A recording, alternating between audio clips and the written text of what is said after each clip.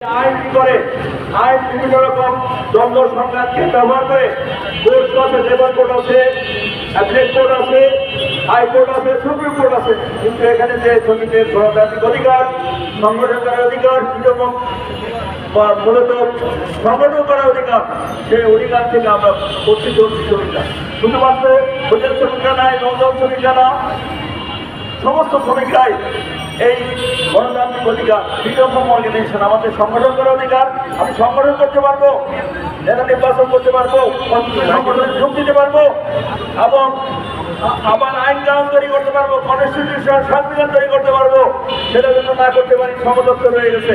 সংগ্রামী সাথীরা আইনের ফাঁক ফোক এমনভাবে করে রাখছে যেন দ্বিধাদ্বন্দ্ব হইলেই ভাগ করা যায় এবং শাসন করা যায়। যে ব্রিটিশ আইন, সেই আইন আমাদের দেশে চলছে।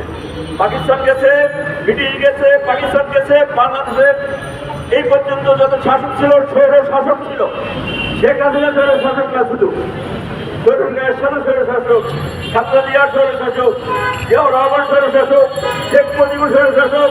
বাংলাদেশের যত শাসক আসে সব শাসক হলো স্বৈর শাসক।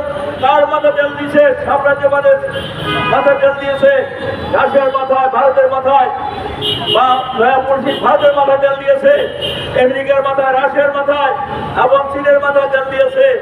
আমাদের দেশের মাথায় কেউ তেল দেয় নাই। সংগ্রামী সাথীরা, আমাদের দেশের দালাল আছে যারা, ওইসব দেশের দালাল যারা আছে, তারা দালাল মূল্য জোরদার মহাজন বড় বড় আমলা আছে, তাদের মাথায় রাষ্ট্রযন্ত্র তেল দিয়েছে এবং তারা হাজার হাজার কোটি টাকা দিয়েছে, পাচার করছে। একটা অতি যদি শত শত কোটি টাকা বিদেশে পাচার করতে পারে, তাহলে বুঝেন কত আইডি আছে, ডিআইডি আছে, মেজর জেনারেল আছে, যারা দুর্নীতি ক্রিমিনাল অংশ আছে। মন্ত্রীদের মধ্যে একটা ক্রিমিনাল অংশ থাকে, এমপিদের মধ্যে একটা ক্রিমিনাল অংশ থাকে, রাষ্ট্রযন্ত্রের সচিবদের মধ্যে একটা ক্রিমিনাল অংশ থাকে। তারা হচ্ছে তাদের স্বার্থে দেশটা পরিচালনা করে। এরকম একটা জায়গায় আমরা স্মারকলিপি দিচ্ছি। আমরা বুঝছি কোনো কাজ হবে না। এই উপদেশটা কদিন আছে, এরপরে চলে যাবে। এই উপদেশটাও এই যে ইউনুস সাহেব আসছে, শ্রমিকদের জন্য কাজ করছে, বলছে যে আইন করবো, কোনো আইনই করে নেই, খণ্ডন বলছে। শ্রমিকদের সমস্যার সমাধানের জন্য আইসে সরকার হবে খণ্ডন। এটা স্বৈর শাসক, এটা ক্ষমতায় বসে রয়েছে। আর চাঁদাবাজ ধান্দাবাজ না, চাঁদাবাজ ধান্দাবাজ না।